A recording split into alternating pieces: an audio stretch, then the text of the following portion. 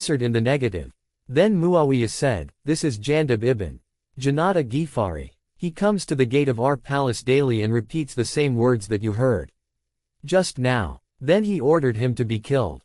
Suddenly I saw that Yaquduna brought Abu Dhar dragging and made him stand in front. Muawiyah said to him, "O the enemy of Allah and His Prophet, you come daily to us and repeat such words. I would have surely got you killed if I could kill any companion of the Prophet without Uthman's permission. Now I will get his permission regarding you. I wanted to see Abu Dhar because he was from our tribe. When I looked at him, I saw he was tawny-colored, lean and tall. His beard was not thick, and his back was bent on account of old age." Abu Dhar said in answer to Muawiyah, "I am not an enemy of Allah and His Prophet, but you are the enemy of Allah and His Prophet, and your father was also an enemy of Allah and His Prophet. You people professed Islam for self-interest but remained infidels at heart. The Prophet of Islam cursed you twice and damned you so that you may never be satiated. I have heard from the Prophet of Allah that his ummah should remain on guard against the mischief of the man with big eyes and wide gullet, who is never satiated with food although he eats too much, when he becomes the ruler of his ummah."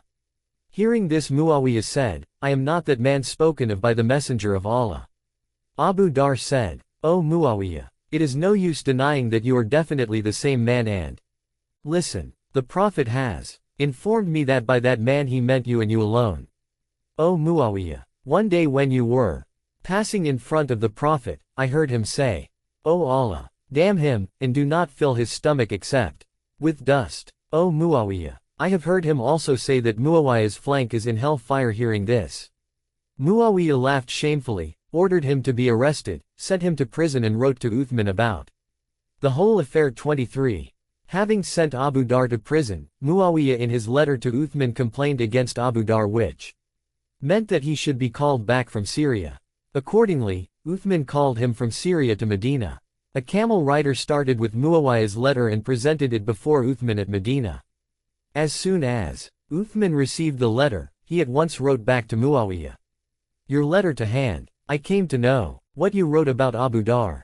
As soon as you receive this letter, send Abu Dhar to Medina on the back of a rash camel with a hard-hearted rider who keeps the camel running day and night in order to send Abu Dhar to sleep so that he forgets to speak of you and me both."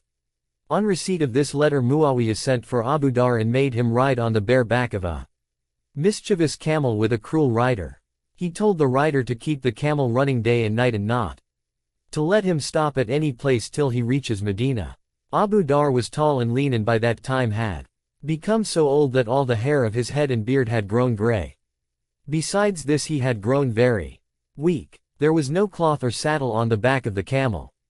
The guide gave him merciless treatment. Because of all these troubles and injuries, Abu Dhar's thighs were wounded and ruptured, and he felt great pain and exhaustion. Historians agree that Abu Dhar was sent from Syria all alone. His family was not with him. Most probably he was not allowed to go home and take his family with him. He must have been called from the prison and directly dispatched to Medina. According to Allama Majlisi and Allama Sabaiti, when Abu Dhar was to leave for Medina and the Muslims got the news of his departure, they came to him and asked him where he was going. Abu Dhar replied, "Uthman has called me to Medina. I am going from here at his call. O Muslims, Uthman being offended with me had sent me here towards you. Now I am again called to Medina. I know that this time I have been called for torture. But it is essential for me to go, anyhow. Listen, relations between Uthman and me will remain like this. You should not feel sorry and worried in this respect." When Abu Dhar was leaving, people accompanied him to bid farewell to him till they reached Dar Maran outside the city. There he offered his prayers in congregation. Then he delivered an address, whose translation is given here from Hayat al-Kulub. "O people, I bequest a thing which is useful to you." After that he asked them to thank Allah. All said, "All praises are for Allah." Then he bore testimony to the oneness of Allah and the prophethood of Muhammad, and all followed suit. Then he said, "I acknowledge the resurrection of the Day of Judgment, and the existence of heaven and hell. I believe in what the Prophet brought from Allah, and I call you as witness to this belief of mine." All said, "We are witness to what you have said." After that he said, whosoever of you will die with this belief will be given the glad tidings of Allah's mercy and generosity, provided that he is not the helper of the sinners, supporter of the actions of oppressors, and accomplice of the tyrants. O group of people, fury and indignation should also be a part of your prayers and fasting when you see that people on earth sin against Allah. Do not please your leaders with things which are the cause of Allah's wrath. If those people introduce such things in the divine faith the reality of which you do not know, leave them, and bring their guilt to the limelight, even if they torture you and turn you out of their company, deprive you of their gifts, and banish you from the cities, so that Allah may be pleased with you. Certainly, Allah is most glorious and elevated. It is not proper to enrage him to please his creations. May Allah forgive you and me. I now leave you to Allah and wish that peace and mercy of Allah be upon you. All said in reply, O Abu Dhar, O companion of the Messenger of Allah, may Allah keep you safe and bestow his blessings upon you. Would you not like us take you again back to our city and support you in the face of enemies? Abu Dhar said, May Allah send mercy on you. Now you may go back. Certainly, I am more forbearing than you in calamities. Never be scattered and worried, and do not have differences among you. Historians say that when Abu Dhar reached Medina, leaving his family behind in Syria, extremely tired and exhausted, he was presented before the king of the time, Caliph Uthman. At that time there were many people present in the court. As soon as Caliph Uthman saw Abu Dhar, he started reviling him, without having any regard for his honor in the eyes of the Holy Prophet. It appears from the statements of the historians that Uthman said whatever came to his mind in that state of fury and rage. He even said, It is you who have committed improper acts. Abu Dhar said, I did nothing except that I gave you an advice and you took it ill and sent me away from you. Then I advised Muawiyah. He also did not like it and turned me out. Uthman said, You are a liar. You are nursing sedition in your mind. You want to provoke Syria against me. Abu Dhar said, O Uthman, only follow Abu Bakr and Umar and nobody will say anything against you. Uthman said, What does it matter if I follow them or not? May your mother die. Abu Dhar said, By Allah, you cannot accuse me of anything except that I direct people to do good and prevent them from doing unlawful acts. At this Uthman was filled with rage and said, O courtiers, advise me as to what I should do with this old liar. Should I punish him with flogging, send him to prison, get him killed, or exile him? He has created dissensions in the Muslim society. Having heard this, Ali, who was present there, said, O Uthman, I advise you like the believer of the nation of Faran to leave him to himself. If he is a liar he will get the recompense for it, and if he is truthful, you will certainly be a sufferer. Allah does not guide him who is extravagant and liar. At this there arose an altercation between Uthman and Ali. 24. Muhammad ibn Ali ibn Otham Kufi writes in this connection, Ali said to Caliph Uthman, Do not give him Abu Dhar any trouble. If he is a liar he will suffer its consequences, and if he is truthful, that what he says will come to light. Uthman did not approve of this talk of Ali. Angrily he said to Ali, Dust in your mouth. Ali also repeated the same words. Then Ali said, O Uthman, what is all this you are doing? What an injustice are you committing? It is not proper for you to utter such words about Abu Dhar, who is the friend of the Prophet of Allah, on the basis of some unknown things that Muawiyah has said. Are you not aware of the opposition, oppression, sedition and corruption of Muawiyah? On hearing this, Caliph Uthman kept quiet. 25. Saeed Nurullah Shustari writes that as soon as Abu Dhar saw Caliph Uthman before himself he used to recite the Quranic verse, Fear the day when the fire of hell will blaze up and their foreheads will be branded, by which he meant to say, O Uthman, it is wrong that you do not give to the poor the riches you hoard, but give to your kinsmen if you ever give. The day is not far off when your flanks and foreheads will be branded in hell. 26. According to Tabari, once Ali addressed Uthman and said, You have given up following your predecessors, and now you simply concentrate upon the children of Umayyah and your own kinsfolk. You have completely ignored the poor.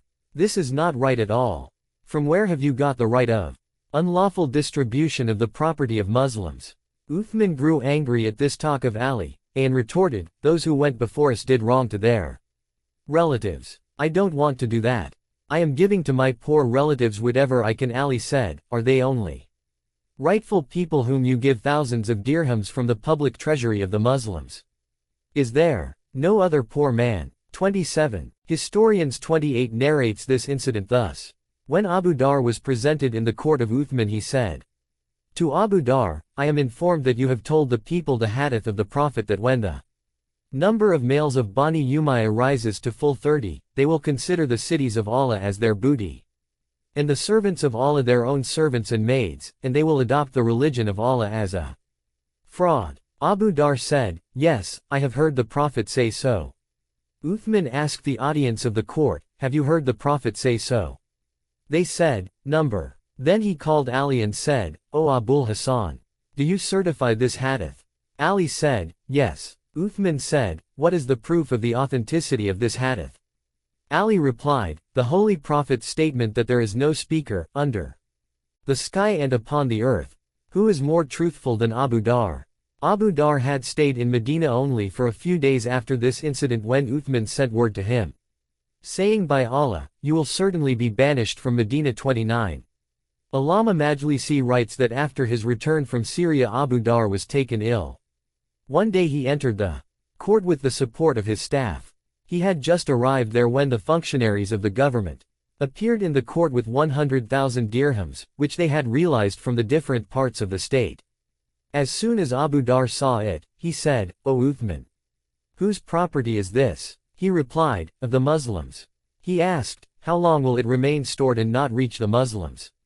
The Caliph said, this money will lie with me till 100,000 dirhams more are received, because they have brought this wealth for me.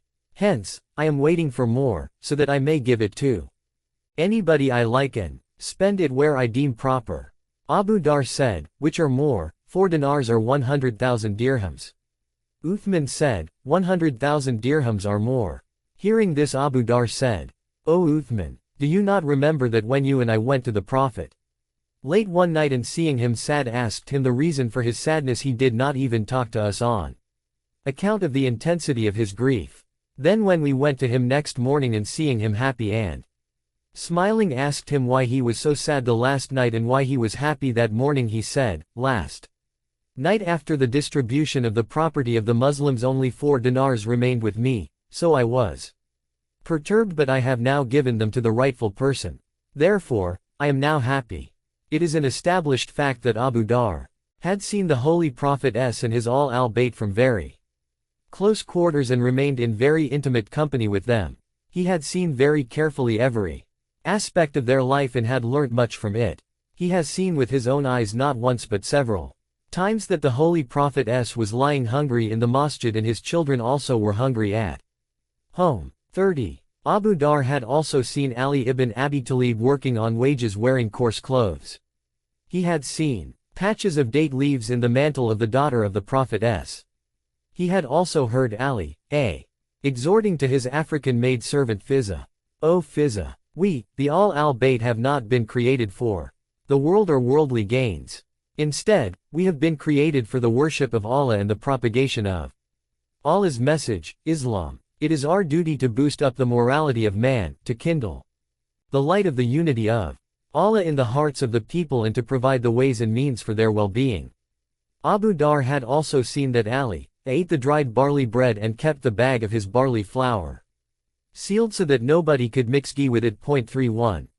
He had also seen that Ali used to take bags of flour on his back to the houses of the poor widows and orphans. He had also seen Ali saying to the world, O world, go and deceive others. I have divorced you. He had also witnessed with his eyes that the progeny of Muhammad used to take food along with their servants at the same dining cloth.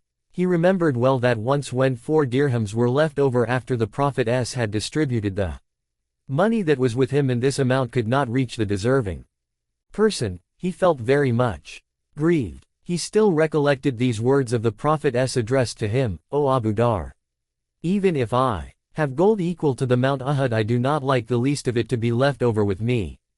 Under these circumstances, how could it be possible for Abu Dhar to observe silence when Islam was metamorphosed and the teachings of the guardians of Islam were being neglected? As